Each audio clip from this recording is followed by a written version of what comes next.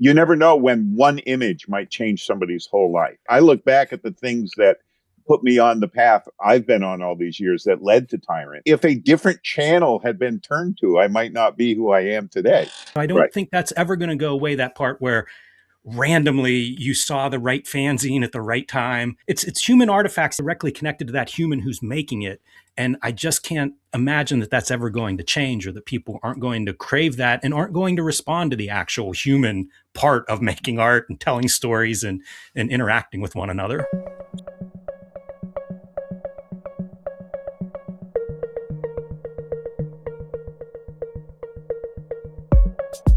Welcome back to Direct Edition, a podcast about nothing and everything. I'm your host, Dave, and we're here for another great interview week. This week, I'm talking to two comic book creators and legends, just creative minds, Stephen Bissette and Jim Rugg. Stephen Bissette comes from the 70s and 80s comics, getting his start in a lot of independent stuff, working his way up, and really kicking the door down with things like Swamp Thing and Taboo, his anthology that he published with Spider Baby Graphics. But today we're talking about Tyrant. Now, why is Jim Rugg here? Well, there is a Kickstarter going on for Tyrant right now, which is a 4-issue series that Stephen did the entire thing. He wrote it, he drew it, he inked it, he published it. It is a dinosaur comic book and one of a kind, really. And Jim is the book designer for the collection and the artist edition, which is currently being kickstarted right now. All of the links are in the description below. And if for some reason you're not familiar with Tyrant, you're going to hear a lot about it. You're going to hear a lot about what inspired Stephen to make Tyrant, and you're going to hear what inspired Jim to want to do this project with Stephen, something that he's been working on for a long time behind the scenes, and now, well, it's almost ready to go. I am so excited for this because it's two different versions of the book. It's the collected edition with all this extra matter, and it's the artist edition. So I'm going to be backing it on all the levels. This is one of those things that, I'm like every kid that grew up, period. I'm fascinated with dinosaurs. I always have been. And this comic book, Tyrant, is just a beautiful addition to the things that I used to love as a kid. Jurassic Park, or the books that I would get out of the library, or just even like the dinosaur cards and all this cool stuff. Tyrant is a masterpiece. So we're going to get a long conversation with lots of interesting info, and you're going to see a lot of smiling. That's really the thing.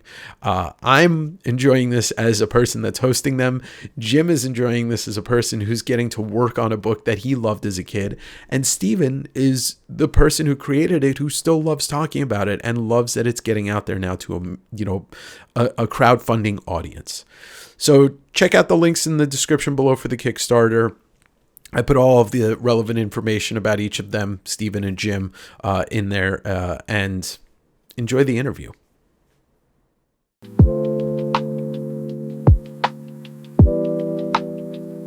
Welcome back to Direct Edition, friends. I have two brilliant minds, comic creators, and just great human beings that have added so much into the comics culture. Stephen Bissette and Jim Rugg. Steve is the constructor or part constructor of the 1963 Image universe. The Alan Moore run on Swamp Thing is something that Stephen added so much to as a co-creator with John Constantine. He is a horror comic steward. He also created the anthology Taboo, worked on a book called Alien Tribes, and Tyrant, one of the most beautiful comic books ever created. And Jim Rugg, as you may know, was the co-creator of the greatest comics podcast of all time, Cartoonist Kayfabe, Hulk Grand Design, Street Angel, Alien Disclosure, and a man who's done more zines than you, your mother, and your grandmother put together. We're going to talk about Tyrant today. Thank you so much for being here, gents. How are you? I am great. Couldn't be much better. Doing good, and feeling very humble. I would like to add maybe a couple more accolades to Mr. Bissette's resume here. Sure, to his intro. part of the original class of the Joe Kubert School, one of the That's original right. alumni, Yeah. and what an amazing class that is. But then also one of the first and longtime instructors at the Center for Cartoon Studies. So a man who had this brilliant career and then has been passing that knowledge on to people for over, I don't know, 15 years or so, I believe. Yeah, you I taught did there, 15 Steve. years at CCS. And amazing students that faculty. came out of that program, from your classes. So pretty amazing how much you've given to comics. And I hope to give more, but time will tell, right? Time will tell. And Jim, this is why I'm glad you're here, because I know that you have more knowledge about this stuff than I'll ever have. So I appreciate that. Well, I've been a big fan of Steve's for a long time. When I first started doing comics, I sent him my comics, and look, they're not, my early comics not very good. I'm not sure my new comics are very good either. Oh, they're great. Yeah, they're great. One of the guys who I was just looking at your silhouette zine. I'm still so happy I have a copy of that publication where you just went through the use of silhouettes in comics. Yeah, I mean, you've done brilliant work since the start. So I did write back to you. Woo, I'm relieved. you don't realize what an impact that has, because in the beginning, you're desperate for somebody to read your comics that you're making, and it's hard to find readers. It's one of the benefits, I think, of comics ed and these programs that are out there now, is that you have access to readers that are actually giving you feedback and seeing if what you think is actually what you're putting on the page. And so, Steve, whenever you wrote back to me, it meant a lot, especially in the early days. It meant someone was reading it, and it was a very thoughtful response. And so thank you for that.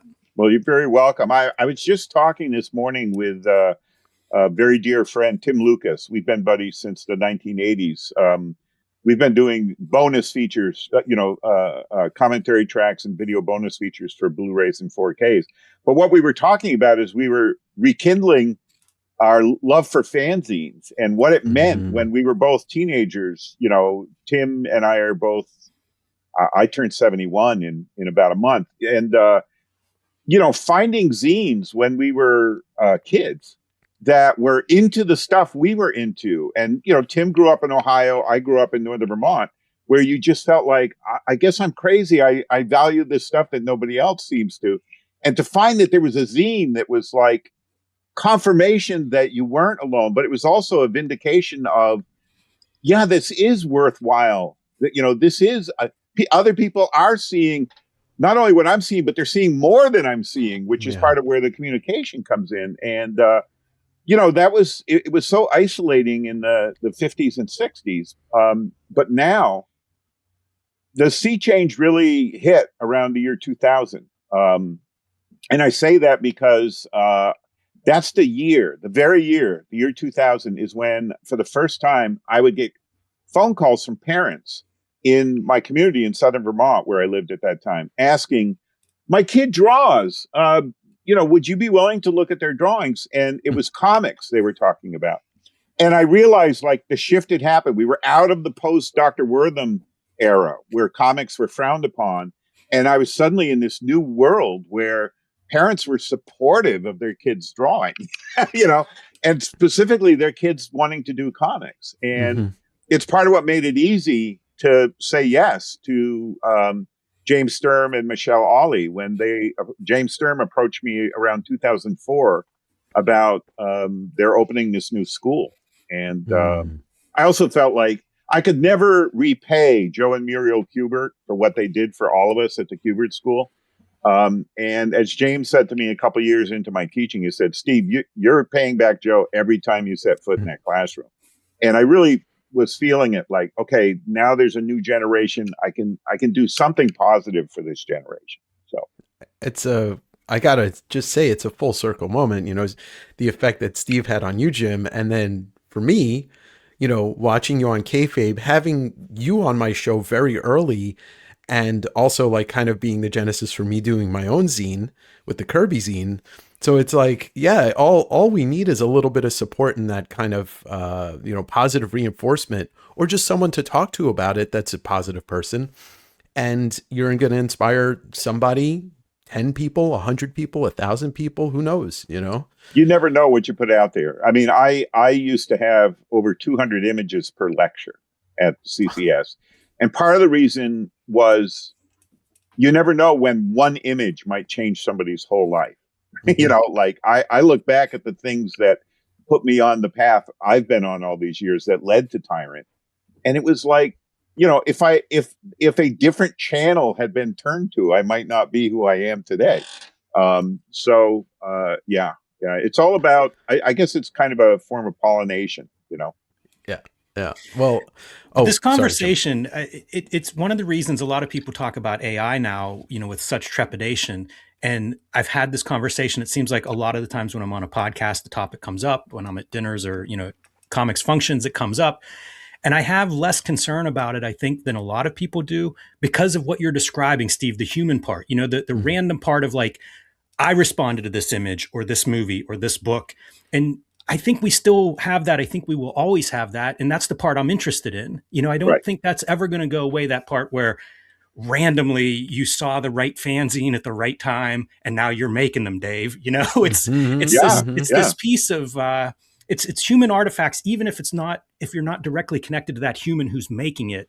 And I think that's always going to have value, and certainly for a lot of people out there. I couldn't imagine my life without that kind of humanity, coming through all the filters of different media and these different channels and across generations and time. And I just can't imagine that that's ever going to change, or that people aren't going to crave that and aren't going to respond to the actual human part of making art and telling stories and interacting with one another.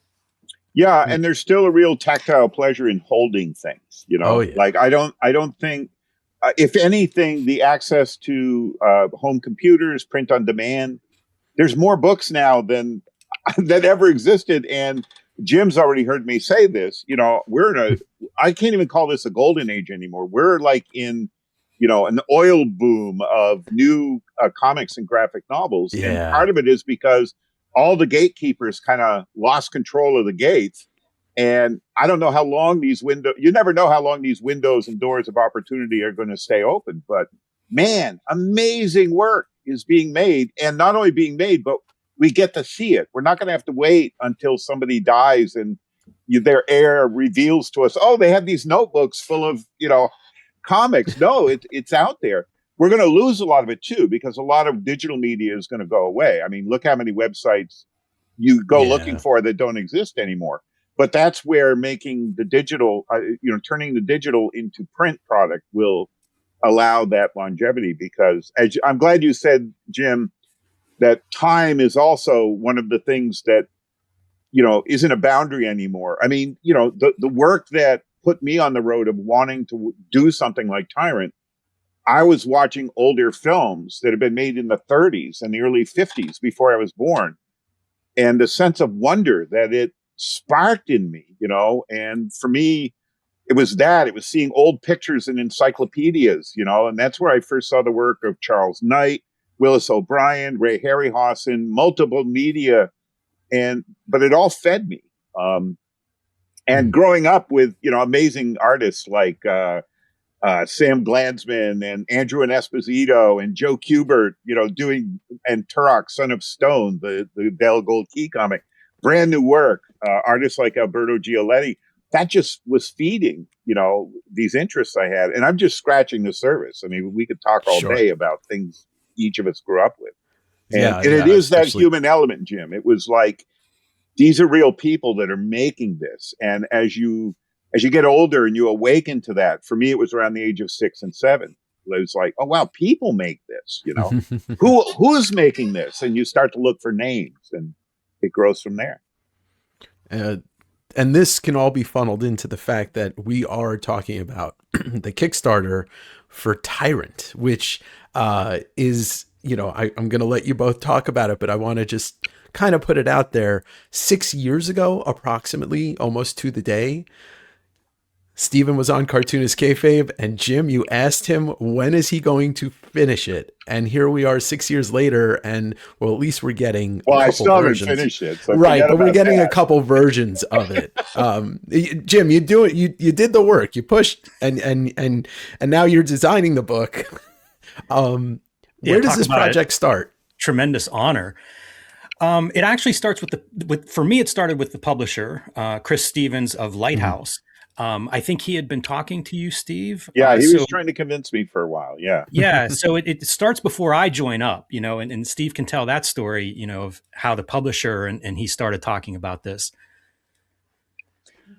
It actually, Jim, it started with you and Ed, with Comics Wow. Kayfabe. When I saw that episode you did, and when you both said, it wasn't just that you said, when is this going to be done? It was when you and Ed said, no, this is complete. Like, put this That's out there now.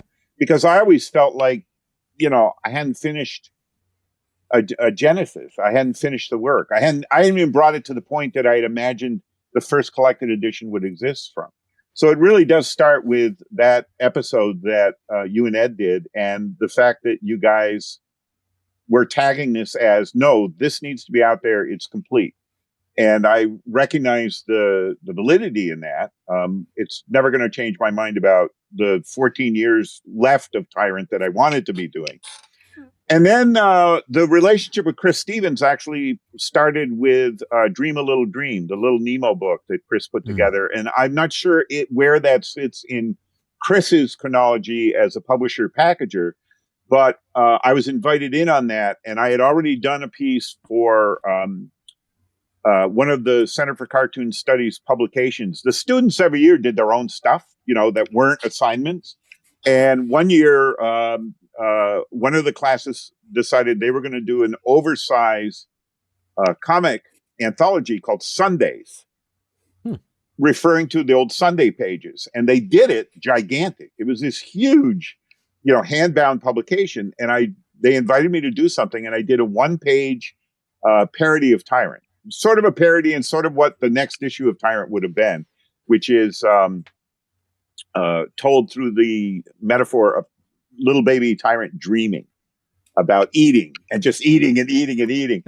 And I grew up with Harvey Kurtzman's Mad in those old Ballantine books paperbacks, right? That's how I first experienced the Kurtzman era of Mad when it was a comic book. We're in the black and white paperbacks. And I always loved Kurtzman's parody of classic literature and poems. So I took Casey at the Bat, the classic Americana poem, narrative poem, and used that to pattern the whole Tyrant in Slumberland around. Chris either saw that, or when he reached out to me about Little Nemo, I showed it to him and he offered it. And that was included in Dream a Little Dream. And what's unusual is that Chris honored everything he said from the first phone call he was going to do. And that's very rare in the world of comic publishing. Oh, yeah. Usually it's a process of erosion. And then later, Chris and I stayed in touch. And then later he reached out to me when he was working with another creative team on the Golem of Venice Beach. And it was one of these projects where there was a core writer artist, but they had other contributors that they were inviting in. And I understand the box office value of that. And I'd even worked on projects like that as a writer. I scripted one issue of a 4-issue miniseries Dark Horse did back in the 90s that was Species, based on that pretty awful MGM movie series that wanted to be Alien. Yes. And I scripted one issue that my friend Mark Nelson penciled and did the artwork for. And I also had contributed one image to one of these Dark Horse Alien projects that was multi-artist. But it was also really frustrating. It was like, do I belong here? Like, what is this? And I knew that Chris was reaching out to me in part because, they were pulling in name people from my generation, Bill Sienkiewicz, contributed and so on. But I read the material that Chris sent me, that the writer and the core artist had done. And I was intrigued, and I asked if I could pitch a few ideas for a 1-pager or 2-pager. And again, long story short, I ended up doing 2 pages for the first volume of Golem of Venice Beach. And what was unusual is Chris honored everything he said first phone call. So, Jim, when Chris reached out to me, yes, that's the book right there. Right.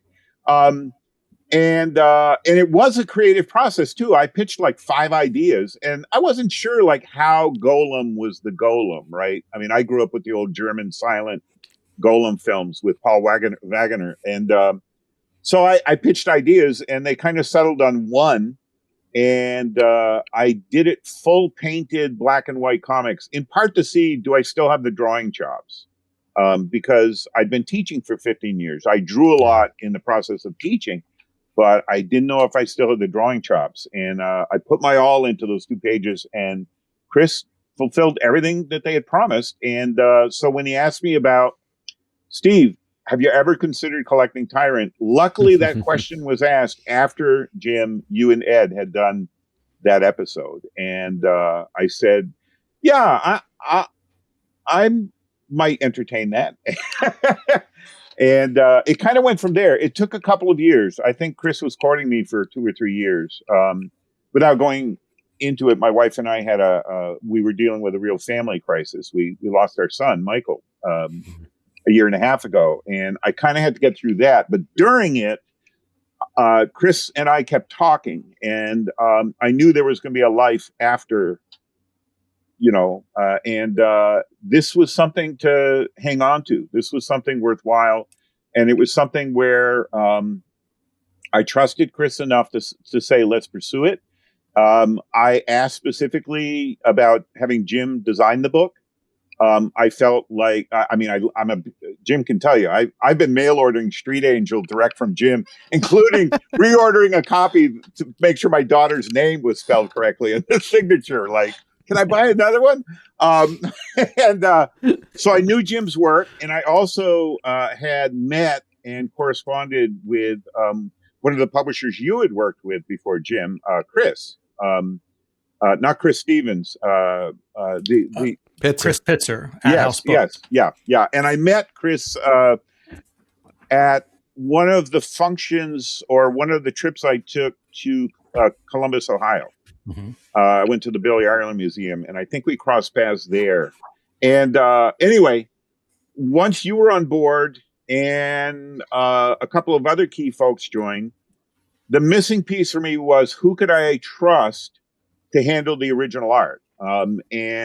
Luckily, Rick Veitch's adult son, Ezra Veitch, who I've known since he was 1 or 2 years old, and my good friend Mark Mestel were willing to handle the scanning chores. So I could physically get the artwork to them and it wasn't a matter of not trusting Jim. It was a matter of not trusting the mail and FedEx and UPS and so on. Like, I can't replace any of this stuff. So we, even during that downtime of, waiting and working our way through what we had to deal with personally on this end, the scanning began. And it was an enormous task. I mean, the flat files you see over here, the artwork was stored in 2 different flat files, but also in random bags, in my basement. I've moved studio probably, a dozen times since starting work on Tyrant. So you know how it is, Jim, physical artwork. It's this big cumbersome thing you have to do something with. So what's the most inert plastic garbage bag I can find? Okay. But I was able to find just about everything, much to my frustration. There's, I think, 3 pages that still haven't turned up, but everything else we were able to scan, including all the paste ups I had done with the typesetting for the text pages and the bonus features in the back of every issue of Tyrant. We have scanned everything that we had hands on. Wow, and it's worth describing a little bit of the 2 books that we are in the process of making for this Kickstarter for people that are watching and are interested. There's going to be an original art edition, and this is the art that Steve's just described, pulling out of the flat files and getting scans. We brought Sean Michael Robinson on board to go through those scans and further kind of like make these as print perfect as you possibly can. And I think he's the best person I've ever met at cleaning up scans, at really making those scans reproduce perfectly. I'm so excited just to see that, to actually see me too, what this artwork looks like printed, because I think it's going to be some of the best original art reproduction that we've ever seen. And so that's going to be along the lines of an artist edition, which I'm sure a lot of your audience is familiar with. The other edition that we're making, we're calling the complete edition. And when Steve's describing the paste ups in the back, sketch material, text pieces, correspondence with people, paleontologists, for example. We have a mountain of that material that we are putting into the complete edition. So, Steve, you might say that Tyrant is not complete, but this book is going to be every piece the closest thing. The story, but also the making of the story, the back matter from the series, which was really tremendous. I've talked probably on Cartoonist Kayfabe, but on some of these podcasts about just how impactful Tyrant, the original 4 issues, were to me as an aspiring creator, as a fan of all these things. And part of it is because of what you did in that back matter. You made those comics special because it wasn't just the story and the art in the main part. It was really, this is a whole world that you built out of those comics. And we're going to channel that in the complete edition. So if you're a fan of dinosaurs, if you're a fan of great comics, beautiful art, that book is really going to be hopefully a special book worthy of the contents and of Tyrant and of the work that Steve has made there. And part of that is preserving that extra material. Well, and among that extra material, Dave, both Jim and Chris encouraged me to dig back. So I pulled original art that I still had of any prehistoric themed anything that I managed to get into print, including stories that saw print in fanzines, a one-pager I did for Manticore, which was the Joe Kubert School first year ever. It was kind of our yearbook where we each did a one-pager. Mine, of course, was a prehistoric themed love story, Dark Time. I tried to find everything. And in the cases of prehistoric themed material that I had done for mainstream publishers, DC and Marvel, I would cherry pick 1 or 2 pages of original art because I feel like under fair use, we can at least show, hey, I did an ambush bug, with Robert Loren Fleming, the late great Keith Giffen, and Bob Oxner with the War That Time Forgot parody, So I've tried to. I don't know what's going to fit in. Jim's going to surprise me with the final selection, but I tried to provide everything, or at least a sampler of everything for the stuff I don't own reproduction rights to. Yeah, that makes sense because you want to, as much as you can give Jim, then he can whittle it down if there is too much, which there is too much. Good problem to have. It's a good problem to have. Absolutely. It's the story of Tyrant, seeing Steve's love of this material from a very, very young age. That's part of the story of Tyrant. And that's what that complete edition is going to show if we do our jobs correctly. I'm sure it's going to be amazing. I also have to say that part of that process was born of frustration. I tried to interest, editors in a project like this and I'm not exaggerating, decades, And I would get pulled into projects where it's like, oh, Steve wants to do a dinosaur book. And Carrie Bates was writing at DC Comics and had pitched a project called Ultimus Rex. And one of the editors at DC, this is back in the late 80s, said, oh, Steve, this is right up your alley. And I'm not picking on Carrie or on the project, but what happened every time is I would get the outline or the scripts.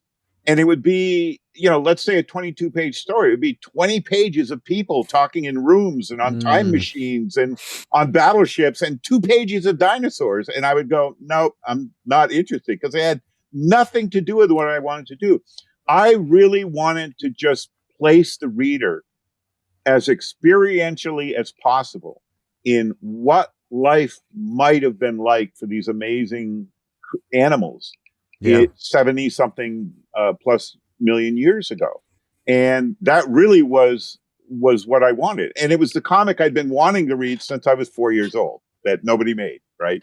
The closest thing there ever was, there was a series called Young Earth in the back of Turok, Son of Stone. It would be 3 to 4 pages, and it would just be a snapshot of, oh, here's a day of the life of a Dimetrodon, or here's a pterosaur trying to save its young from falling out of the nest. I love those, but they were 3 and 4 pages. It didn't have the heart. It didn't have the scope, and it didn't have there's an arrogance as human beings that we have, that we think we live fuller lives than every other living thing on this planet. And we don't, No. We don't. We really have the opposite. Idea. It's the opposite. Well, yeah. The more it's become pop science perception at this point in time. People now understand that there are living organisms that are hundreds of acres in size because they're actually composed of a network of underground fungus and vegetation root systems that are feeding one another and communicating with one another. We have no idea. And that was part of what drove me with Tyrant. Like, I don't want to do the Land Before Time where they're singing and they have names. I want to try to evoke the idea of this environment, sans human beings, that was this amazing life bowl, this amazing universe where these things lived. And the fact it was dinosaurs meant it would be a lot of fun to draw. Yeah. I don't know what your blinders are, Jim, but there's things I hate to draw. And high among that list are cars, buildings, cities, But I mean, there's a reason Swamp Thing was the book for me for a while, Well, issue 3, which is, I guess that's the one, that's the egg and the birth of the dinosaur. I mean, that thing stands out as not just an amazing comic, but that's a labor intensive piece of art, that entire issue. Do you have any memories of that specific drawing, that issue? Because I mean, I've never, I think Jim can speak to this too. I've never seen anything else like it in my life. And the miracle is we all have, I bet you if I looked into your fridge, Jim, and your fridge, Dave, you got eggs in there, right? Yeah, we do. So we don't think about it. That was the hardest issue to do, in part because, well, first of all, I thought when I was conceiving, when I'd finally given up on trying to sell, an editor or publisher on working with me, it was probably around 1990 or so. I was still doing Taboo as an editor and co-publisher. And I started, in my sketchbooks brainstorming what became Tyrant. And it was going to start with the egg. That was going to be issue 1. And the first page I ever fully inked and lettered of Tyrant was page 1 of Tyrant number 3, what turned into that first page in Tyrant number 3. And I realized, and I showed it to Dave Sim, because Dave was like my guru. That's the page. Yeah. That's it. Yeah, that's the first one I drew ever, right there. And I thought that was the start. And I showed it to Dave. I showed it to Rick Beach. The friends that I was geographically close to. I used to go up and visit Dave and Gerhardt in Kitchener, Ontario, like twice a year, and just spend a couple of days with them. And when you visited Dave, you worked. Like, nothing pulled Dave and Gare away from the drawing board. Like, when you visited, you were drawing. And I realized as soon as I was showing it to other eyes, this isn't the beginning of the story. And I backtracked conceptually, like, okay, where is this egg? What's the nest? Who laid the egg? And that's how the idea for Tyrant kind of gestated. But to go to your question, Dave, I had to crash course on embryology. And at the time I was working on the beginning of what became Tyrant, so I'm talking between 90 and 1994, during which, Taboo finished, Rick Veitch and Alan Moore, John Tollivan, Dave Gibbons, Chester Brown, Don Simpson, and I did 1963. I mean, that's what was feeding me. And I wrote the novella Aliens Tribes for Dark Horse. Right. I was working all that time on Tyrant, what it was going to be. And I quickly found that there was almost nothing available to a layperson about dinosaur embryology. In fact, there was very little other than images of fossilized nests and eggs, primarily of dinosaurs like the Protoceratops, the eggs that were found by paleontologists in the Gobi Desert back in the 1920s. So I began studying bird embryology, chicken embryology, larger birds, wherever I could find, step-by-step photographs of the development of the embryo within the egg.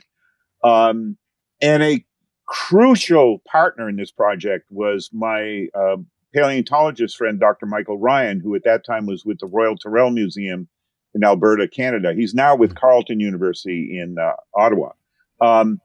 And Michael looked at my work. He was the only person I showed sequences of number 3 to as it was in process. I had worked collaboratively in comics like forever, I mean, from, even before Kubert School, the comic that got me into Kubert School that I did at Johnson State College was a collaborative comic called Abyss. And so I was really selfish about Tyrant. Like, I had always worked collaboratively, and I was like, no, this is mine. And I didn't even show, my kids an issue until it was done. And I had it all hanging up on a wire in my studio so you could read it page by page. But I did show Michael Ryan some of the work in progress, and he sent me photocopies of material about alligator embryology, crocodile embryology, and collared lizard embryology, because reptiles develop differently than birds do. But dinosaurs are closer to birds in terms of they were warm-blooded.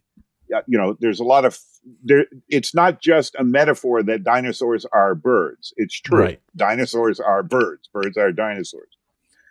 Then the breakthrough hit. I thought I was done with the issue. I had 4 pages left to go. And Michael contacted me and said, Steve, there's a new book coming out called Dinosaur Eggs and Babies. And it was a hardcover university press book. And those books are expensive. It was like $75 or something. Now those books are like, 150 or whatever. Well, now you can read this book for free online. What am I saying? I had to rewrite and redraw almost 2/3 of the issue because the new information that was in there were new technologies being applied to fossils, right? And this included being able to see what's inside a fossil without destroying the fossil. So there was information in there about what the eggshells were composed of. How did the eggs breathe? Because eggs are contained living universes and they breathe. I incorporated all that into my thinking. I rewrote the issue. And I think one of the people I showed it to early on was Scott McCloud, because I remember Scott just liking the writing. He was like, there was one line, that terrible skull, a mere fold. And Scott would repeat that back to me, So I redid the whole issue, and this meant the issue shipped late. So I had to take returns from Diamond, the distributor, but it was worth the sacrifice. And when the issue came out, I got a pretty warm reception to it, not just from comic readers, but I was a member of the Society of Vertebrate Paleontology, and I would go to their annual, they have an annual meeting where they meet a different city in North America. And I was approached by a couple of paleontologists who had read the issue, and they said, wow, I think you got it right, but the people still didn't know what right means. I mean, the thing with paleontology is it's always developing.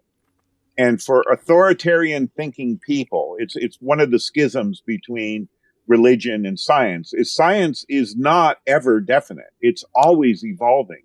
The important thing in science is the questions, because the answers change over time, not because they're incorrect, but because our understanding of the universe and the context and and with fossils, that's been a key part of it.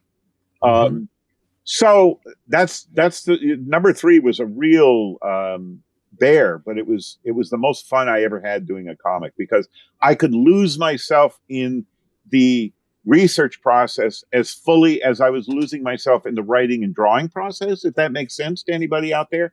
And it was really satisfying when I delivered that issue to my printer, Kim Prenny Print and Litho, up in Canada. Because it was this huge load off my back, but I also felt like, okay, I know I gave it the best shot I possibly could. Wow. Jim, to you, kind of a double question. When you were looking at the scans of issue 3, like, did you just stop and just kind of like appreciate it, like throw the work of designing out and just like look at that as a fan? And then I want to hear like your approach to designing this book. You've been designing your own zines and books and stuff, and you have a graphic design background, but I feel like this is more than a job for you. This is something that you've always wanted to exist, and you're getting to help create it. Yeah. I've said this before on some other podcasts. It's probably going to be the anecdote that I ends up getting clipped and then maybe the sad meme of me crying. But opening the first batch of scans, because it was a matter at first of, are these scans up to quality? Is this Right. good? Should we proceed and have Ezra scan more of them? I nearly cried. Like I don't know how big my monitor is, but it's a large monitor in high definition, and I'm zoomed in and I'm looking at this image that I've looked at and tried to copy myself, over the last 30 years. And I'm seeing this stuff in microscopic detail, texture of the paper, the beautiful line work. And it was just absolutely stunning. I mean, like heartbreakingly beautiful, the kind of thing that I love all these artist editions. I have tons of friends who are comic book makers and I get to see their original art and I love it. I don't take it for granted.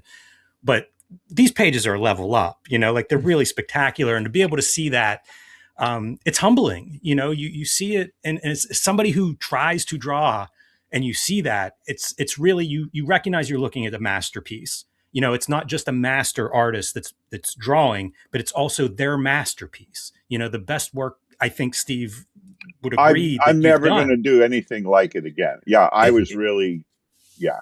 It's just breathtaking to behold. So that was my first reaction, and I can remember opening those files and just kind of getting lost and staring at them, and I need to evaluate, is everything sharp and in focus? But I'm just kind of like in awe of what I'm looking at, what I have in front of me. I took pictures of my monitor and sent them to Chris Stevens, because I was just like, look at this image, trying to communicate that. In terms of the design, it's relatively straightforward. The complete edition, a lot of the design is a matter of organization. Where does the extra material go to make this book be the best book we can make? With the original art edition, it's get out of the way. Chip Kidd and David Mazzucchelli released Batman Year One Artist Edition, I don't know, in the last year or year and a half. And it's funny, they put their pages on gray, the background of the pages. And some of the artist editions, they basically trim right at the edge of the pages, so you're kind of like 11 by 17 and it's almost like it's actually the page. Yeah. I wanted to showcase everything. If the corner was ripped off, if something was taped off, I wanted all of that in there. So I wanted to have a mat around the art, a little bit. Whenever I saw Batman Year One, because I've seen artist editions that have a black background and I've seen artist editions that have a white background. And I realized, whenever you're coming out of art school and you're putting together a portfolio to take in front of an art director, an editor, or publisher, you use gray. Gray is like this neutral background color. And whenever I saw Chip Kidd and David Mazzucchelli do that, it was like, every artist edition, this is what it should be. Unless the art, for some reason, calls for a different treatment, that's the thing. It's neutral. It kind of slips away. It allows you to appreciate the blacks and the whites and give you the most contrast on the page rather than between the page and the background. So, it's pretty basic. The star of the show is the artwork, and it's just get out of the way, do the best reproduction you can of that artwork. Make sure that it's not being lost in gutters. And that's really not a problem with artist editions, I think, because of how they're bound. They lay flat, so that's not usually an issue like some books are. But that's my guiding principle for the artist. The original art edition is we're just showcasing that art to the best of our ability. Steve wrote a really great text piece, and that's actually something I'm working on now, is adding images to the text piece, which gives a lot of context and background to the creation of Tyrant and its art. So that stuff's a little bit more design heavy. And I look at other big books that have this kind of stuff. The Sunday Press books are really, I think, instructive for that kind of stuff. Peter Moresco does a terrific job. Yeah. There and he illustrates them. I shouldn't say illustrate, but there are photographs and there are reproductions of different pieces in those introductions. So I'm looking at that kind of stuff. I'm thinking about things like I want to balance it about 50-50 between text and image in the intro, but that's a small piece. I don't think, buying that book for the intro. The intro is fantastic. It's awesome. It really adds, I think, to the overall experience, but it's not the selling point. It's make this art as crisp and clean, reproduction wise as possible. And like I said, with the complete edition, and we're still in the early stages of kind of organizing it, that's a bigger job there. That is one that I'm a little more conscious of, the gutter and making sure everything is readable and clear. Not for somebody watching this going, what are you talking about? If a book is, a thick book, sometimes if the margins aren't big enough in the inside and the gutter, they can kind of be hard to read, or you could lose artwork in there. So, it's very basic. A lot of design, I think, is don't mess this stuff up, especially if what you have is strong material to start with. My job is to make that material as accessible as possible to the audience. For a book like the complete edition that is bringing in a lot of different material, it's to put it in there in a way that is an experience for the reader. And that's something that Chris and I are working on too. We're kind of going back and forth, because that's some of that is the role of the editor. Where does this piece by a paleontologist best fit, to make the reading experience rewarding? So that's kind of, I don't know if that answers your question exactly, Dave, but, design is sort of the whole thing, right? It's a book. So it's basically, what is the reading experience like with this book? And the design to me serves that. It's functional in terms of presenting it in the best way that we can. I also think these kind of editions are important because we are so far now into an era in which correct me if I'm wrong, Jim, but I would suspect that 75% or more of the published new work coming out is all digital. They're whatever the physical artwork is, they're artifacts of the process to lead to the digital final artwork. And I feel like this era of these oversized art editions are a preservation of an old school approach to how comics used to be put together. And the fact that you're being so meticulous, Jim, with your decisions. Am I part of the next to last generation that was using things like white border tape and, different physical tools, including pasting down actual spider webs that I had sprayed white paint on, taken black construction paper and pushed it behind the web so that spider web inside that stump is an actual spider web. All of that will be texturally visible thanks to the work that Jim's doing with trying to make sure, as you said, Jim, that the printing process, the production process is getting out of the way of the physical artifact that the original art is. And it's more than just an artifact of an old school approach to doing comics. It's like a century of how comics were done, but are no longer done. Or very few of them are done that way these days. So, yeah, and so much of that history has been lost already because for decades it just wasn't appreciated. So a lot of that artwork has not survived. And as you said, Steve, now it's not being done that way. So it's kind of like this little window where we even have access to that art, and the chance to preserve that and both process and the actual art itself. I agree with you when you say we're living in a golden age, or something better than a golden age of comics, because it blows my mind. I used to, as somebody aspiring to make comics, I would go to whatever convention I could, hitch a ride to, and I'd be lucky to see a couple of orphan original art pages. And I would look at them and study them and try to make sense of what I'm seeing, white tape, white media, corrections, things pasted up. And it was almost impossible to see that stuff coming up. And now, thanks Scott Dumbier for coming up with this artist edition format, because it's a heck of a school in these artist editions and a heck of a museum, a nice archive. Yeah.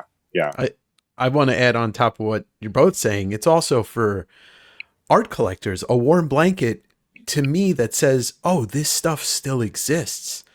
Like I get happy when I see, even if I don't get to own it, when I see, some big original page pop up on Heritage and sell, I'm like, it still exists. Somebody gets to own this. And like Steve, still having all that art is just, and then we get to have a version of it. We don't get the originals, understandably, but to know that it still exists, I get to look at it. And yes, I am also with both of you that right now we're in an age where everything is coming out, and sure, not everything will ever be good, but I am having more fun reading comics now in my life than I think any other time, period. It was unimaginable in the 70s when I was starting college, when I was trying to convince the head of the art department at Johnson State College, Peter Eller, that I wanted to study making comics. It made no sense to him.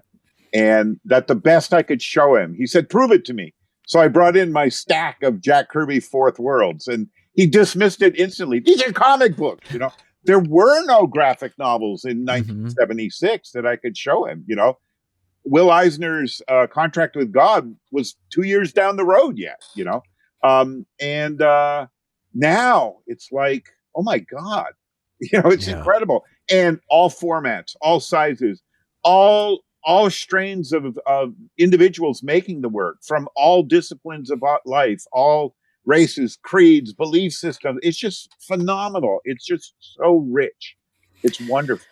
It is. And, another piece of that is the technology. Our ability to make a book like we're making, Steve. Oh, God. Yeah. It would have been inconceivable for even Marvel or DC wouldn't have been capable of doing something like this in the 80s or the 90s. And now a couple of us as individuals can self-publish, maybe one of the most beautiful books ever made. It's incredible what we have access to, the entire spectrum, whether it's studying the history of comics or what you want to produce yourself.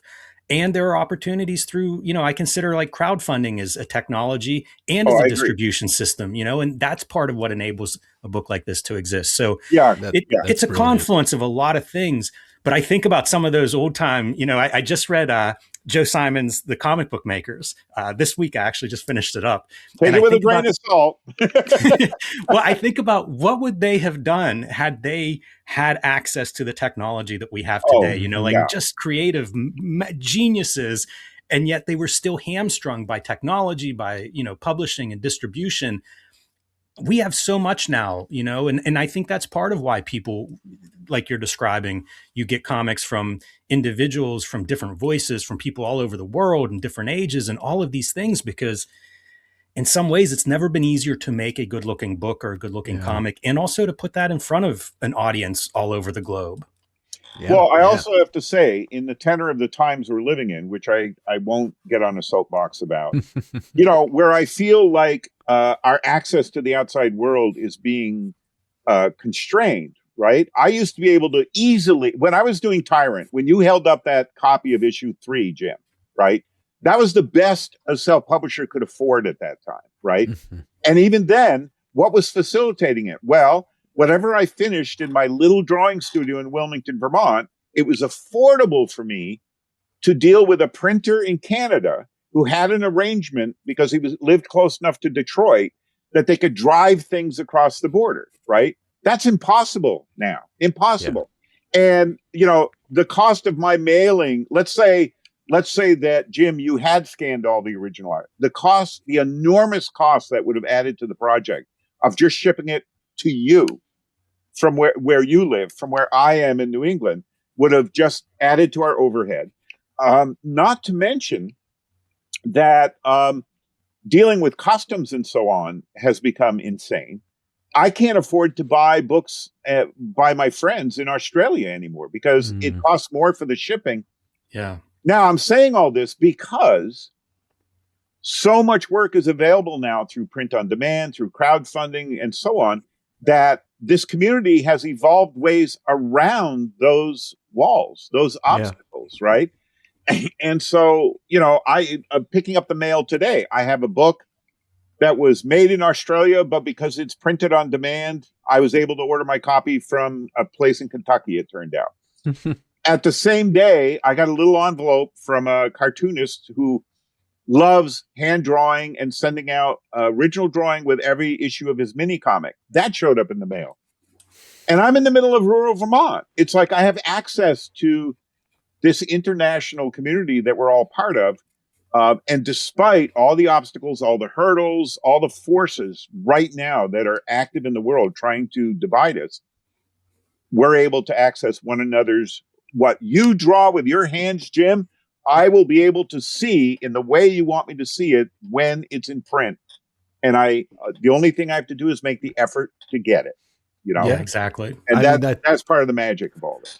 I get to see what's in your flat files, and I've only been to Vermont once, and I am not going there to look at your flat files. I'm going to. I wouldn't let you down here anyway. So, not that I don't trust you, Dave. It's just dangerous to walk down here. Right. But it's the same. It's the same thing. One of the benefits of crowdfunding is the fact that what used to be this insane long process. Insane long process. I'll just give you an example. Jim, you held up Tyrant number 3, okay? That book was solicited a year before it existed, right? Because I solicited when I thought it was going to be done. Then I had to rework the entire issue. I had to negotiate with Diamond and Capital, the distributors, and some of the smaller distributors, re-solicit the book once it was at the printer. As a end consumer, you, Jim, who was hopefully following Tyrant, you would find out from a catalog that was either in your comic shop or that you managed to get your hands on, oh, I can order this now, and 2 to 3 months later, I'll actually have the comic. It'll actually arrive, right? It was a very workable system, the direct sale market. But when I think about the difference between how it used to work, where you had to plan months in advance what comic you wanted to read and place your order, because Tyrant was not going to be stocked heavily in any comic shop the way that the new Avengers or the new X-Men comic would be carried in depth. You had to work, and then you had to wait. And then the shop was still hoping that you still wanted the book the day it came in, you know? Now with crowdfunding, it has compressed the entire process of packaging, promotion, distribution, and retailing into a singular process. And that is miraculous. I mean, it really is, because we used to have to jump through so many hurdles. And whatever work is visible to all of you on the page, when you see what Jim and Chris put together with the collected edition, you have to add to that a self-publisher like myself, and I didn't have, anyone helping me in terms of the day-to-day running of the self-publishing. I was doing my own photocopying. I was packing my own boxes, of the smaller reorders. My printer would handle the larger reorders, but the individual reorders that would come in from the smaller distributors, I was doing all the paperwork. I was generating invoices. I was chasing invoices.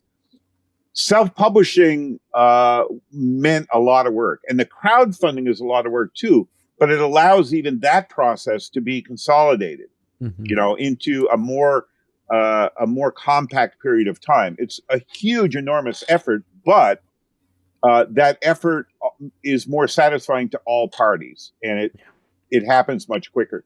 When Chris first approached me, I said, I don't want this discussed or promoted until the book is almost a reality. And Jim sent me a PDF, I think in November, the rough PDF of, the first draft of book one. And that's when we began seriously talking about, okay, when are we going to do this now? Because I was able to look at Jim's organization of the initial scans and a dummy of the book in a PDF form. Where it's gone from there, I'm eager to see as much as anyone, and I'm sure Jim's eager to arrive at the end of that process. Yeah. But we didn't even begin talking about this as a reality until we were close enough to, okay, this is a book. This is going to be 2 books. So we'll get right back to the interview. I just want to let you know I have another YouTube channel, West Coast Davengers. It's most likely how you found this podcast, but if you haven't, go over there and subscribe. You can find the link in the description below. I have a Patreon, $5 a month. Help you support this channel as well as West Coast Avengers. Gets you 3 bonus videos a month, plus every 2 months there's a great exclusive sale on stuff for the Patreon. Also, you can help this video by hitting the like button and dropping a comment down below once you're done watching the interview. So why don't we get back to it? Something I wanted to bring up, Steve, because I focus so much on the art, I'm guilty of this. But as I've been talking to people, the response to Tyrant has been overwhelming to me since the Kayfabe episode premiered. But then once we announced we were doing this, I get messages from all kinds of people, from retailers and fans, and it's a spectrum. The writing of Tyrant is completely unique. And this has come up from several people that I've talked to about it, as a story. It's really, really different. And I wonder, were there influences on how you approached writing this story? You didn't anthropomorphize these animals. As you said, with The Land Before Time, it's not a bunch of dinosaurs running around singing. It's a really unusual approach to writing and story, narrative. Were there things you were thinking about or looking at examples? Because I can't think of a comic. I can't really think of another story like this. Jim, the prototype for me, okay, 2 things I'll say right from the top. Yeah, I did my best to make this as accurate as I could in terms of reconstructions of, a specific period of time in the specific fossil record. And even then, I'm a layperson. I am not a paleontologist. I'm a cartoonist and a writer. You play one on the spinner rack. Okay, cool. But I will say this. My model was twofold. One, I knew that however grounded this work was, I was doing a monster comic, number one. And number two, however much fun dinosaurs were to draw, I was doing an animal novel, right? So I didn't have a really good role model that I could point to. And I'm glad you asked that question.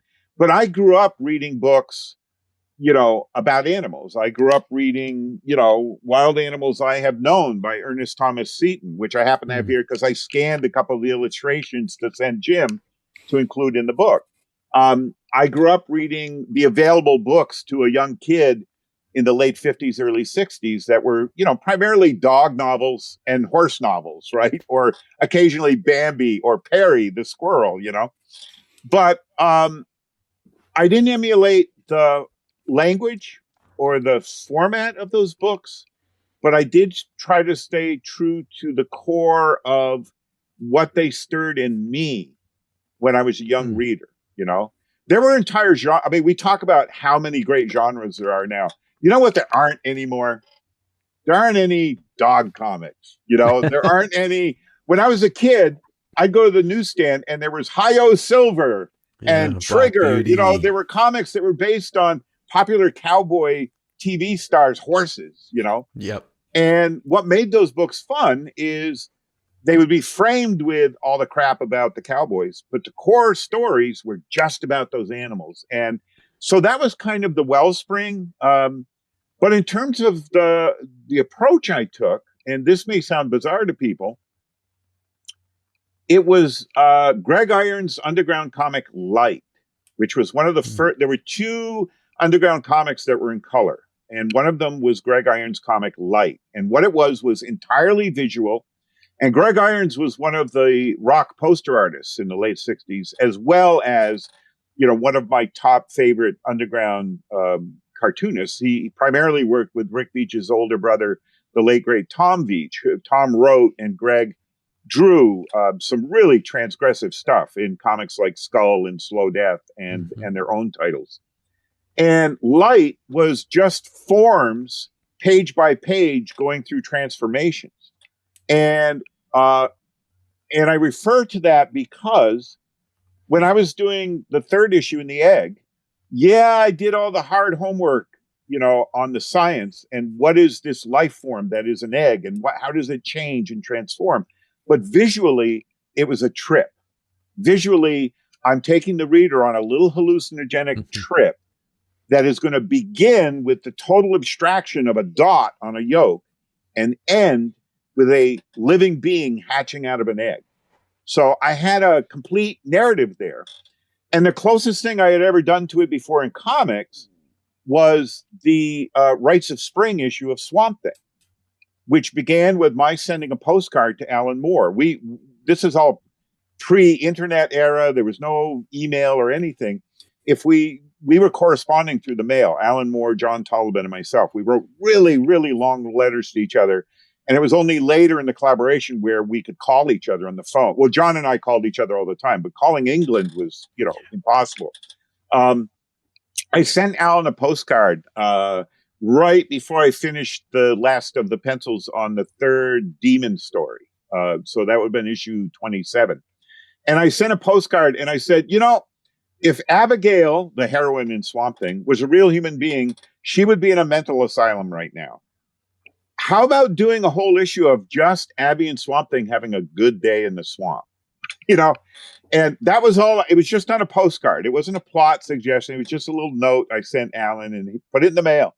And Alan seized onto that and it grew into the issue Rites of Spring, where Abby and Swamp Thing have to figure out how are we going to consummate this interspecies relationship we have.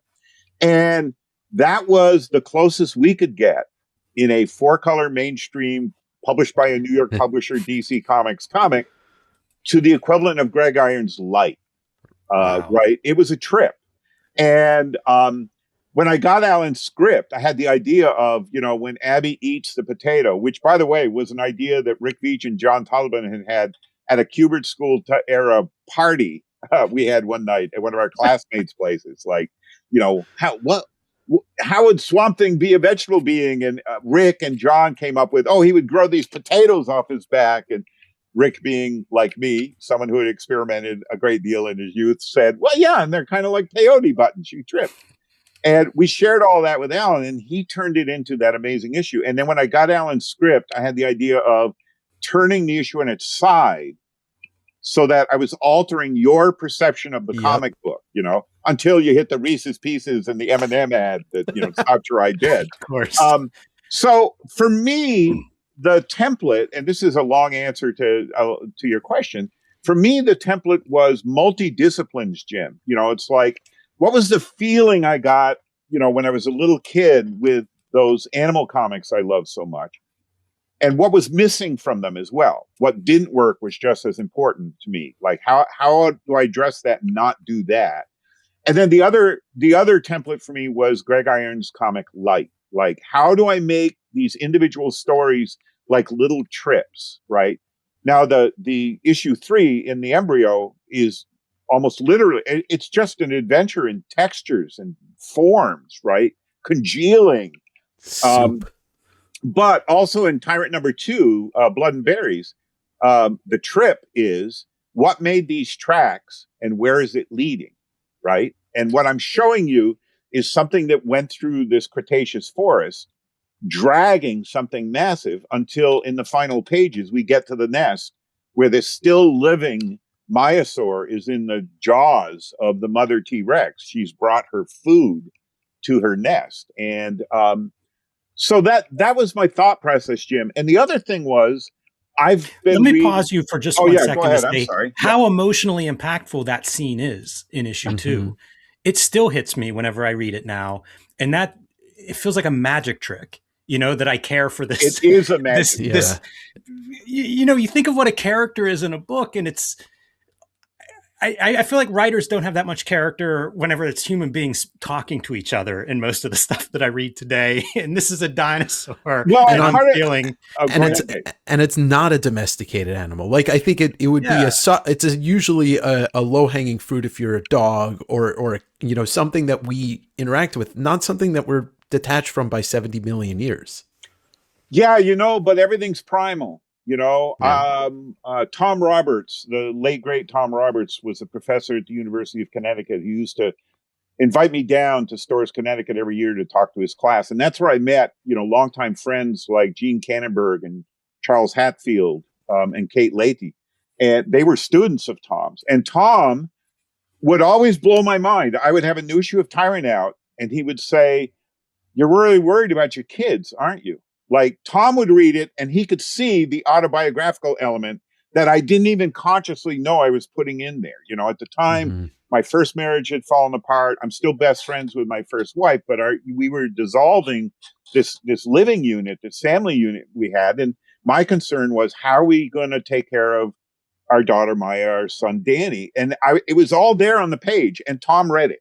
He saw it, right? And he would ask me very direct questions. And I was like, holy shit. Like, I thought I was doing a dinosaur comic, But another aspect of that, though, is that it is a magic trick when you use that term. Why that issue works. And this is the part of me as a writer that I've got to thank. Like, I'm a film junkie. I'm a cinema junkie. If there's any art form that consumes me more than comics, it's cinema. So a lot of what I love about storytelling comes out of cinema more than literature.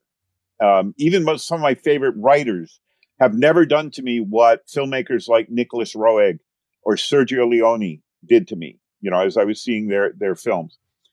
And it is a magic trick because I put you in the mind of that Maiasaurus without you knowing you're in the mind of the Maiasaurus.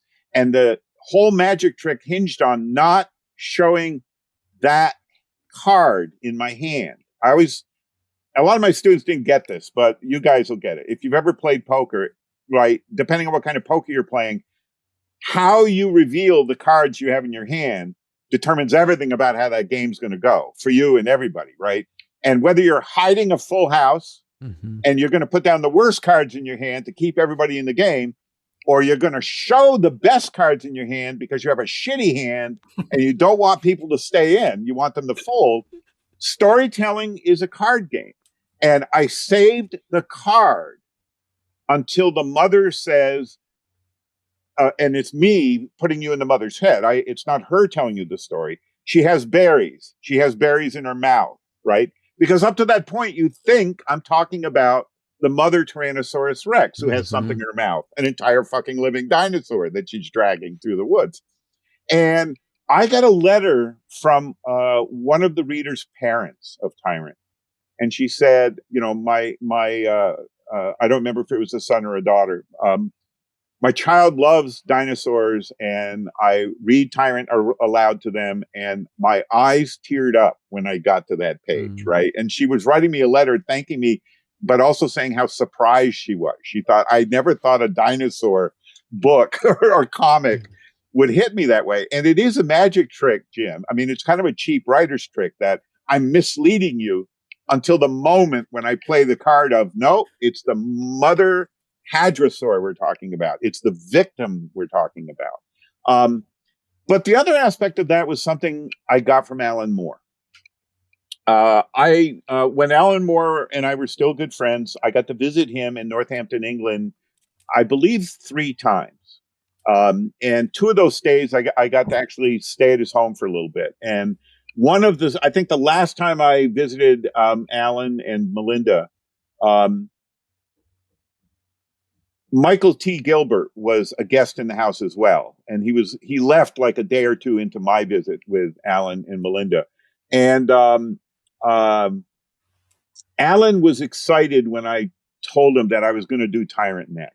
And it turned out I didn't do it next. It turned out, you know, we were going to be doing 1963 first, which, by the way, was the financial bankroll that allowed me to do Tyrant, was 1963. Thank you, Jim Valentino. Thank you, Image Comics.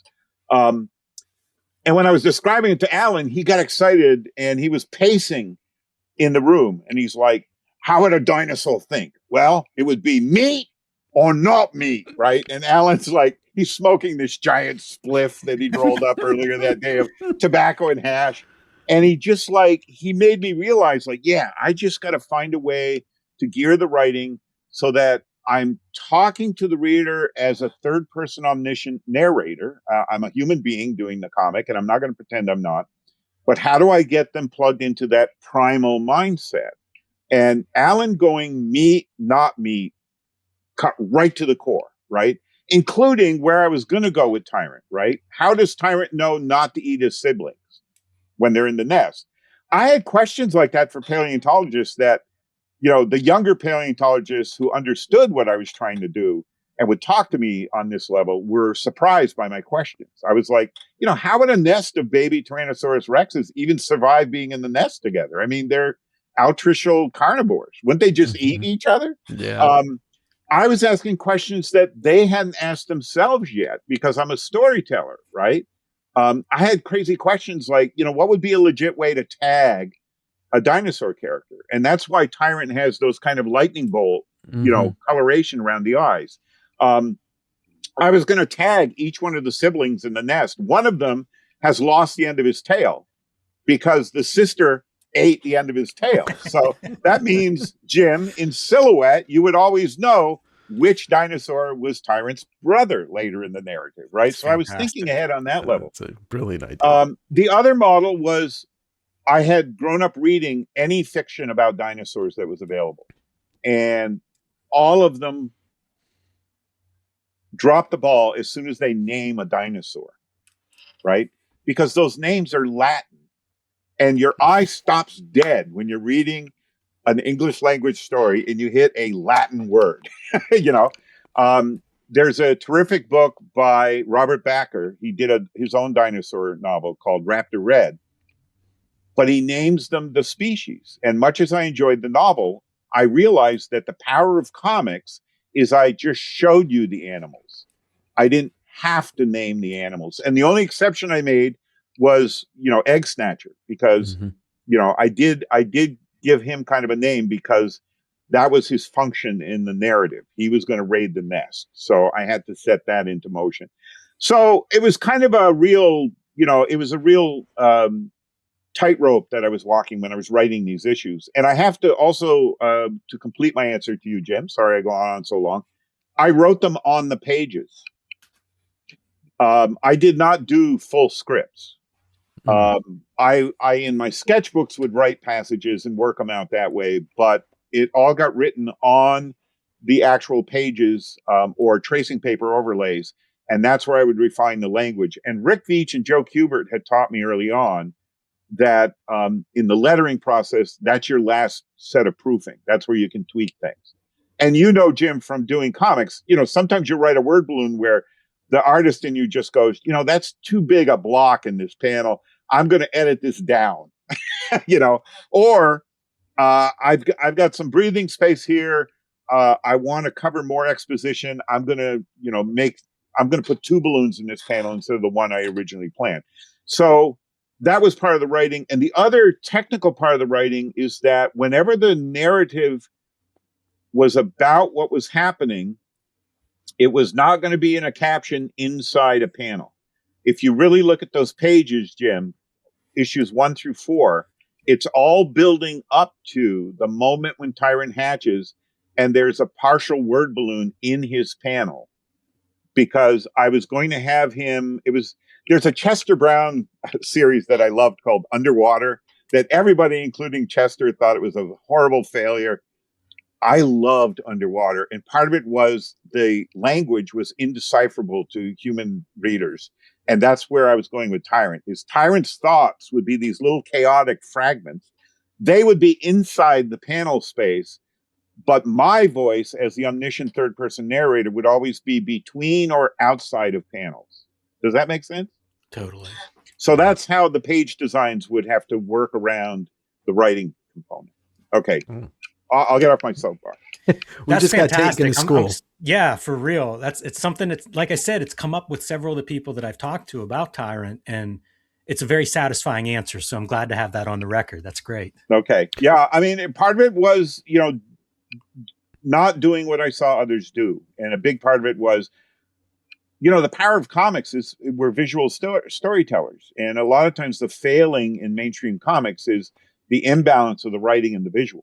Mm-hmm. And one of the power of doing a narrative about prehistoric animals is I don't have to name them. I'm showing them to you. And you, as the reader, will correlate whatever the text says with what you're looking at. So I don't have to insert these Latin names, It's not a Tyrannosaurus Rex. It's that animal you're looking at, It's not a Quetzalcoatlus. Oh my God, your eye would have stopped dead in issue 1 if I had lettered that name above the panel of the pterosaur soaring. I'm showing you the pterosaur, so I don't have to encumber the writing with anything except sensory information, narrative information, or environmental information. It's like jazz. It's the notes you're not playing, Steve. Yes, exactly. And right. And the notes you don't play are sometimes more important than the notes you play. Very much so. Yeah. Yeah. I do want to ask, there's a specific thing in the back matter. Is your not so happy critique on Jurassic Park going to be in the complete edition? Oh yeah. All that stuff's going to be in the complete edition. I love Jurassic. I mean, I love all the Jurassic World movies. I forgive my plugging a different product, but it's a tie-in. I also have continued writing about the matter that used to be in the back of Tyrant. I continued writing for monster magazines and stuff. And all of that was in the back of Tyrant is going to be in this issue. And Jim, I haven't sprung this on you yet, but I found all my digital files of all the text features for Tyrant 5 and 6 that were going to be in the back of the book. That's fantastic. And I don't know if I should send them to you or not. Yeah, I can't think of why not. You might have a brain hemorrhage, right? So No, that definitely needs to be a part of it. It's interesting the stuff that has come out as you're searching, and I bet as we continue to do some podcasts on Yeah, Tyrant, this yeah, will come up more and more. That's a fantastic find. I'm sure that some of this stuff is a surprise to you. One of the pieces that you found recently, or that came back into your possession, I should right. say, the cover art for issue 5. Oh, Yeah, as a matter wow. of fact, and if we've got a moment, I'll share the story because I want to thank Murphy Anderson Please. the third. When Rick Veitch and I were self-publishing in the mid-90s, coming off of the Project 1963 that we did with Alan Moore and Dave Gibbons and John Tottleben and Chester Brown and all our friends, to accomplish 1963 with Image Comics, where we wanted the comics to not just look and read, but actually physically feel like a comic from 1963. We worked with Murphy Anderson, who was very much Mm-hmm. alive at that time, the late great Murphy Anderson, who was a Silver Age cartoonist at DC Comics. And Murphy knew what colors they used at that time and what colors they didn't use at that time. He knew what production was working in 1963, the actual year 1963, so that when Rick and I thought of doing something in our comic, if it didn't fit what was possible in the year 1963, Murphy would tell us and we would change what we were doing to fit. All this is a way of saying that Murphy Anderson and his son, Murphy Anderson the third, were doing all the production on the covers and inside covers for Rick's and my self-published comics after we finished the Image series. So we would ship our original art to Murphy and Murphy in New Jersey, and they would take care of all the digital production because this was a new frontier that they were on, right? We were still working old school in our studios, but we were caught in this transitional period from the way analog comics had been done for decades.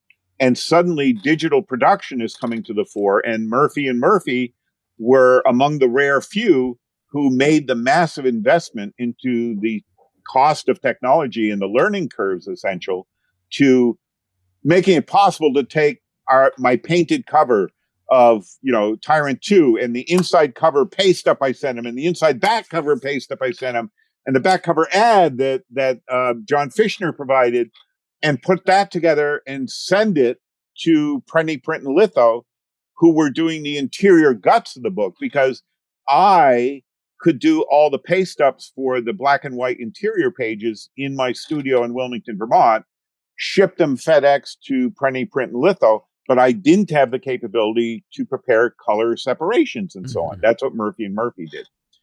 So all that artwork got returned as we went issue by issue. I got back the originals from Murphy and Murphy on Tyrant 1, 2, and 3.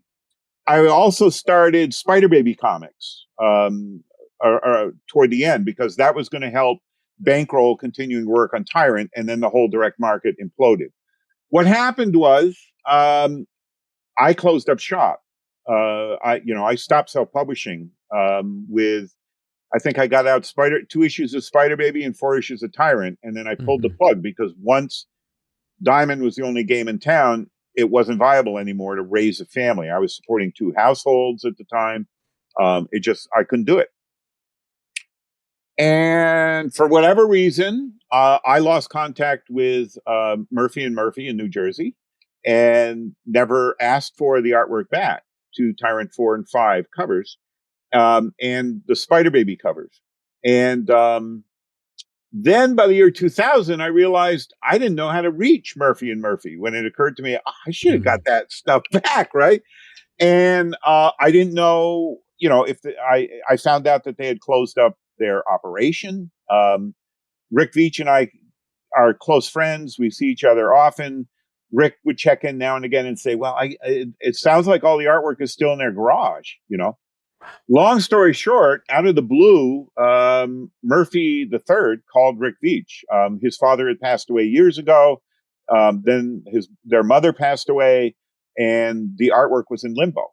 And over a period of quite a number of years, perhaps as long as 15 to 20 years, Murphy the third made sure that the artwork did not end up in an auction house. He made sure that the artwork was going to stay with him in the end, but he had to go through a number of legal hurdles for that to happen. And he called Rick Veitch out of the blue.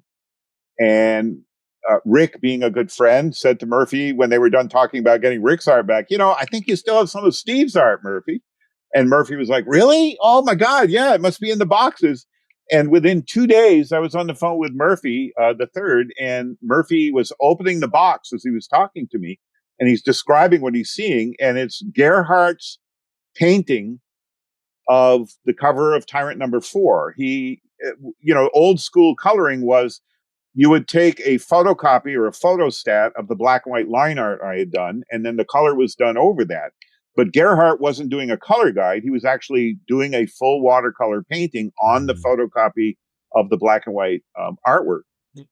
Murphy had that. And not only that, he said, I got another one here. When he described it to me, I was like, oh my God, that's Mark Martin's colors on what was going to be the next cover. I was already sending the cover elements to Murphy and Murphy for Tyrant #5. So the painting has come back for not just Tyrant #4, but also Tyrant #5. And I got in touch with Mark Martin. He was, totally on board on it appearing. Through a third party, I got in touch with Gerhardt, and Gerhardt gave his approval. So that's going to be in, I think, both editions, right, Jim? I mean, it's part of the whole. Yeah.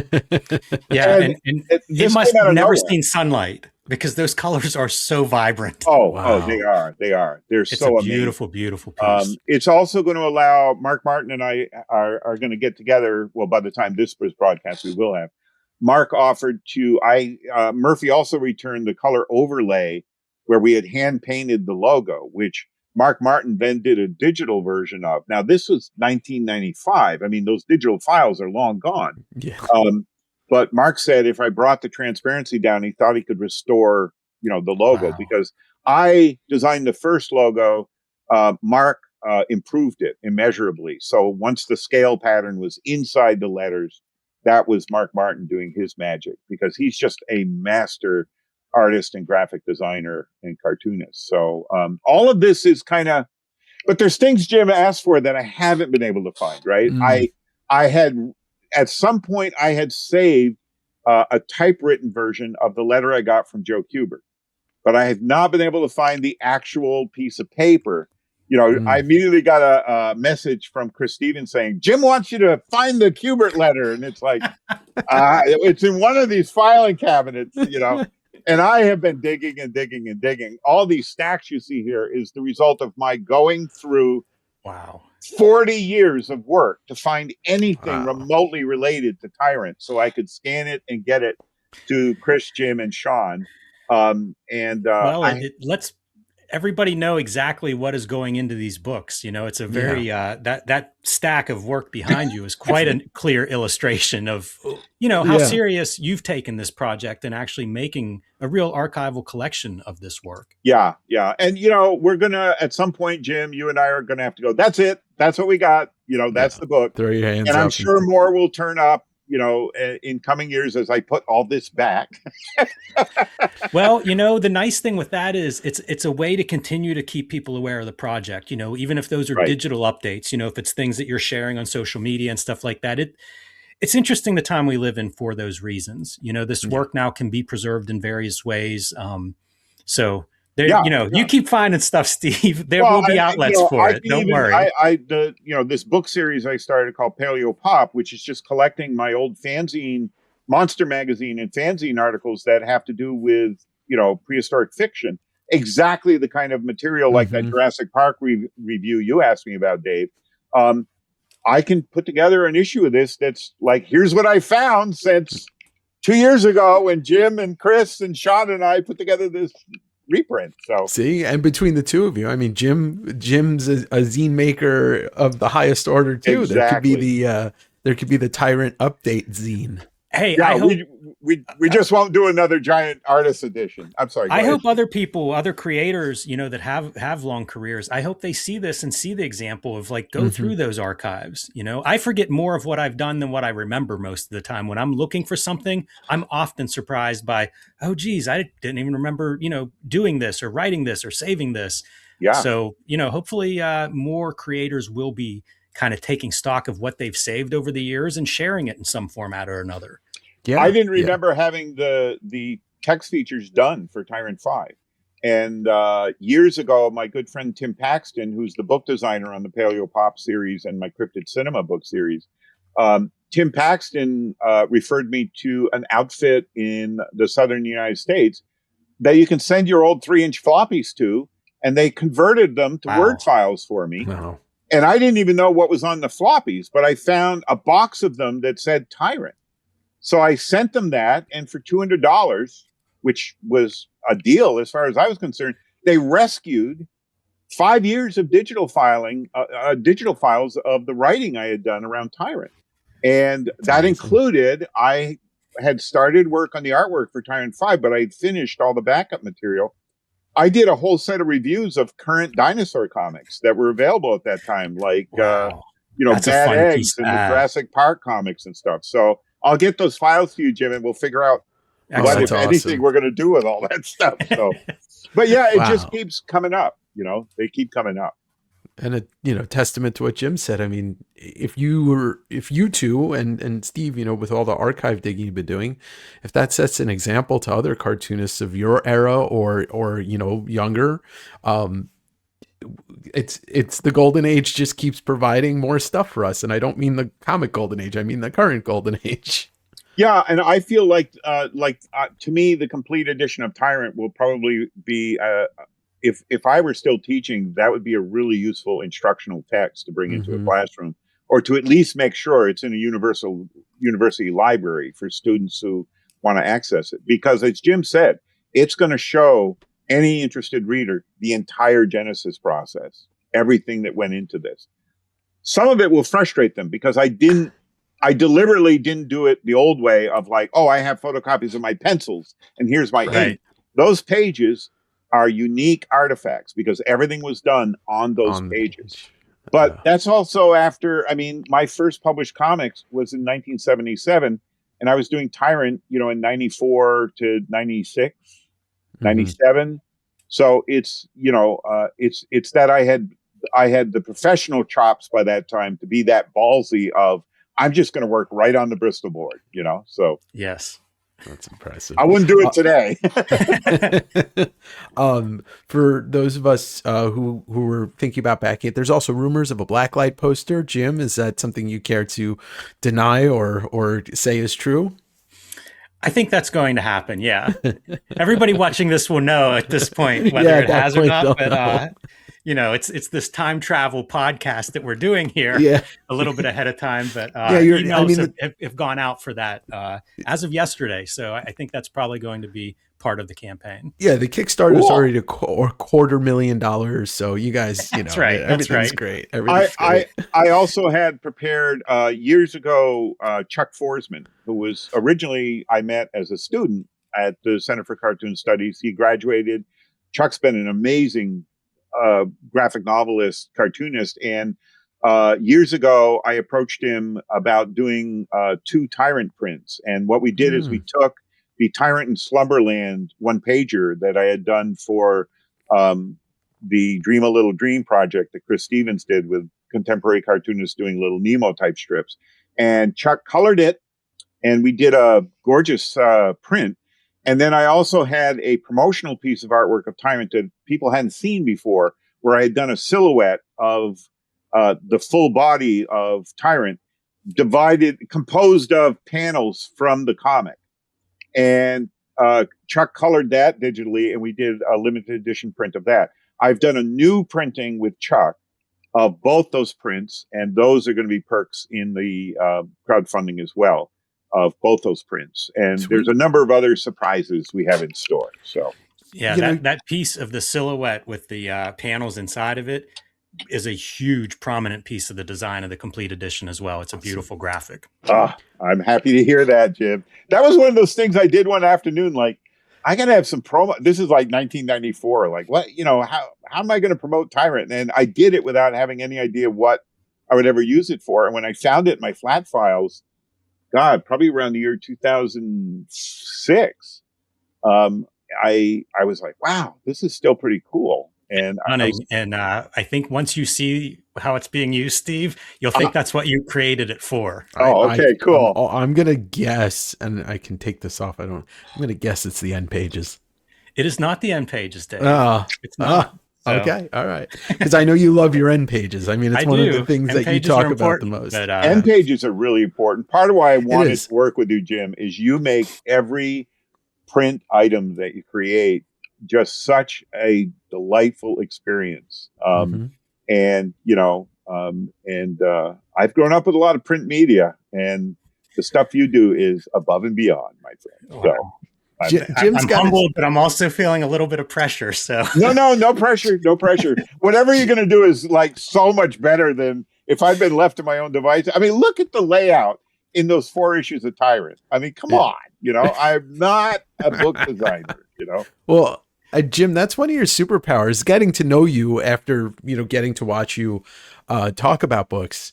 One of your superpowers is to make people not only care about what a book looks like and feels like, but to subconsciously put it in the reader's head to think about it as you're looking at it. I never would have ever thought about end pages. Now, every time I open up an artist edition or something, I'm like, oh, that's really good end pages. Like, this makes me want to keep going real quick. You know, and what you've brought back, Jim, is an approach to bookmaking that is a grand tradition. I've still got, you know, limited edition hardcovers of science fiction novels from the 50s where the end papers are Alex Schomburg paintings, you know, and there's nothing else in the book by Alex Schomburg, but those end papers were one of their brand. You know, that was what branded this line of science fiction novels as being a unique set of books. And they're gorgeous, you know, and it's hard to find a copy that doesn't have like a library, you know, pouch or something glued over it. And for a diehard collector, that's one of the goals. Like, how do I get a copy of that science fiction novel, Earthman on Venus, with the Schomburg end papers without something glued on it or torn off of it, you know? You turn books into art objects in and of themselves. And that's just going to propel this whole project to a different level in my mind. And in my hands. Right. So, well, besides the Tyrant Kickstarter, Steve, do you have anything coming up? And I know, Jim, you have so much coming up, and anything that you want to, or you can mention. Let's hear what Jim has, and then I'll talk to you about what I've got. So, okay.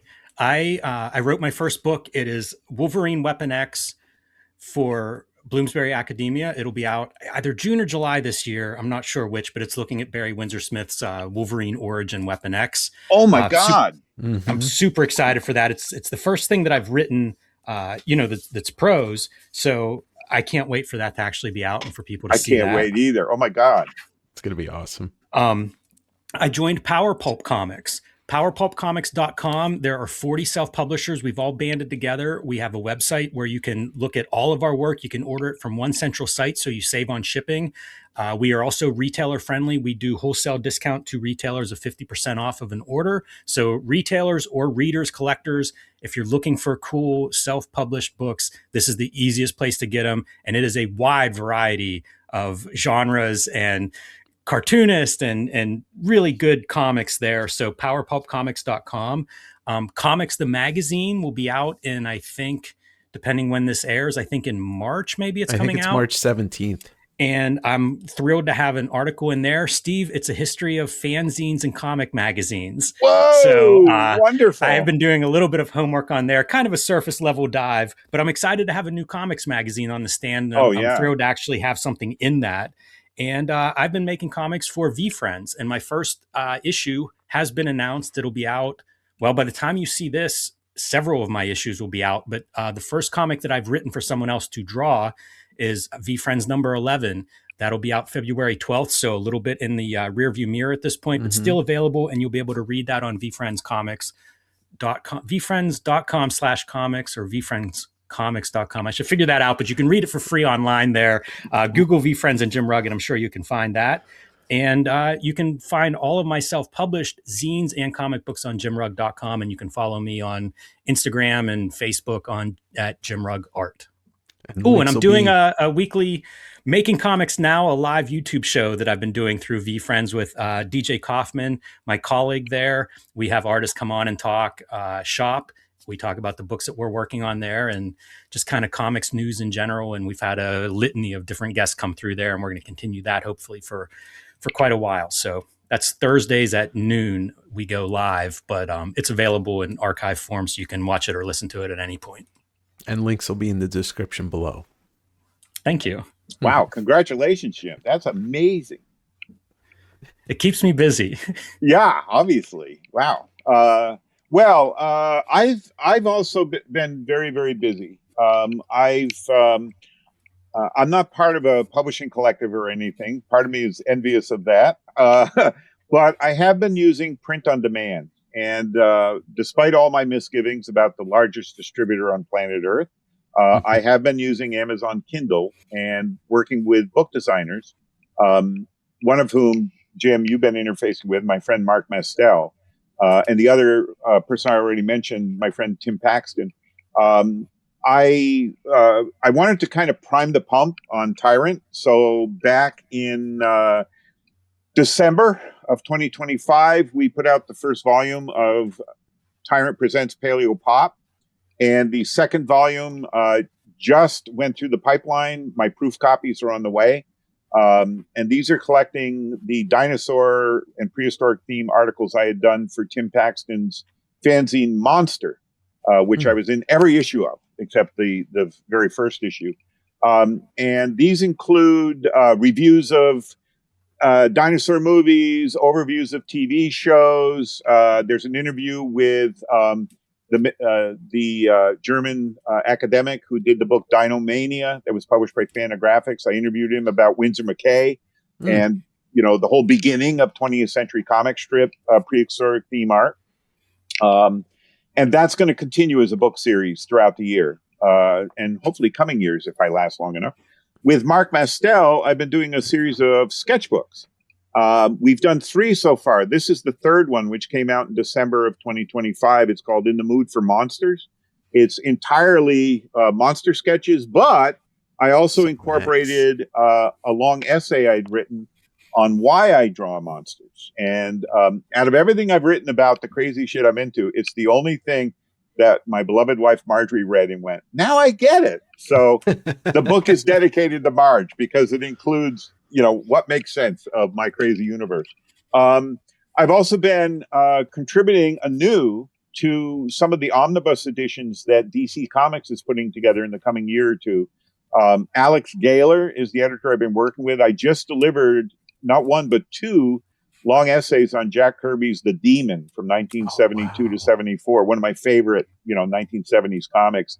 I'm working on 4 more pieces for Alex right now for the upcoming Swamp Thing omnibus editions that they're doing. And I shouldn't say much about those until they announce them.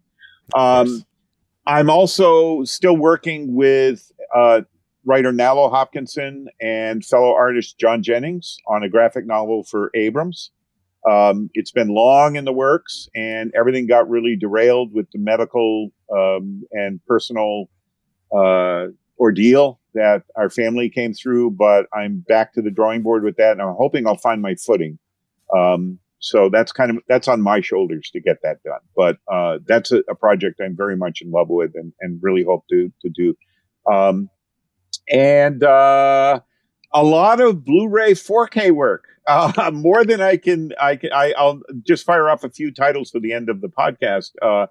I have contributed to recent releases of the 1960s monster movies Gorgo and Reptilicus, both through Vinegar Syndrome.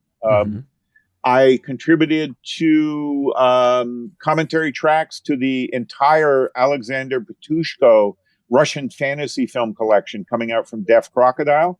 Wonderful heroic fantasy films that were made in Russia in the 1950s and early 60s. And those are in a box set called Alexander Petushko, Russian Fantastica. Tim Lucas and I have teamed up and done a lot of video bonus features for films like The Colossus of New York, not one, but 2 of the infamous 1970s Ilsa movies, essentially pornographic horror films, Ilsa, Tigress of Siberia, and Ilsa, the Wicked Warden. And I also did new commentary tracks for Dan Curtis Monsters and Dan Curtis Gothic from Kino Cult label. I provided commentary tracks for The Strange Case of Dr. Jekyll and Mr. Hyde with Jack Palance playing the key role, and The Portrait of Dorian Gray with the Hammer Films star Shane Bryant playing Dorian Gray from 1973. And I've delivered more of that work that I won't rattle off more titles because that seems to be the most productive freelance career I'm in right now. So that's amazing. There you That's go. Impressive. You're both very busy. And I'd also just like to point out, in a testament to what we've all been saying, we were finally getting a Tyrant collection like this the same year that we're getting Rick Veitch's Lost Swamp Thing. I mean, what a good time to be a comics fan. Yeah, absolutely. Well said, Dave. Well said. So, and I'll leave you with this, something I said to the two of you before we started. Every day I wake up and I try to think of what can I do today that's not going to hurt anybody. You know, and particularly on a given day, what can I do creatively that's going to move something forward and not, you know, deliberately or maliciously harm or injure anybody. And that's pretty much the philosophy that is getting me through these days. So I just wanted to share that with everyone before we got done. And Jim, any last thing from you? I can't top that. You know, Steve, right, yeah. you said it before we started recording. It's the first time I've heard you or anybody say that. And it's words I will be living by after this. So thank you. You're so welcome. And thank you both for your time and your hard work and for doing what you both do to keep comics a beautiful thing. So thanks, everybody. You'll find the links in the description below. And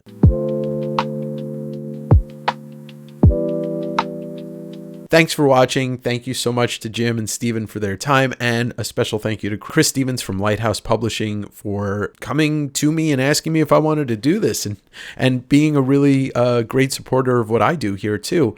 And he's somebody that has published a lot of books, edited. He's doing, I think, Lost Fantasy right now. He's somebody that is doing a lot of stuff in comics behind the scenes. And also you can see his name on several credits pages. So thanks to everybody involved and to my listener. Look, you know, I put things on this channel that I would back myself. Every Kickstarter that I've talked about here, every guest that I've had, these are people who I happily give my money to for their work. And I ask you to support it as well. This is a book that not many people have access to anymore because it was just done in the single issue format. Now we have every version of it coming to us and it's crowdfunded. So we know that the money's going to the right people in the right places. If you're new to my podcast, I'd ask you to consider subscribing on the platform you're listening to. It's available here on YouTube or Spotify or Apple or Amazon, you know, all the places you get your podcasts.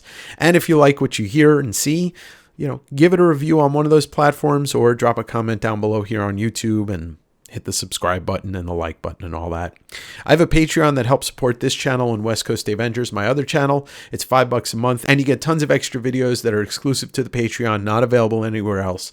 Every 2 months we do I do a drop where you get to buy. It's kind of like a live sale, except it's not live and it's exclusive to the Patreon. I'm working on some things in the future, maybe some exclusive signed editions of certain things from creators that I'm friends with and that you've seen on the show. So thank you for listening. Go support the Kickstarter. There's a couple weeks left and read more comics.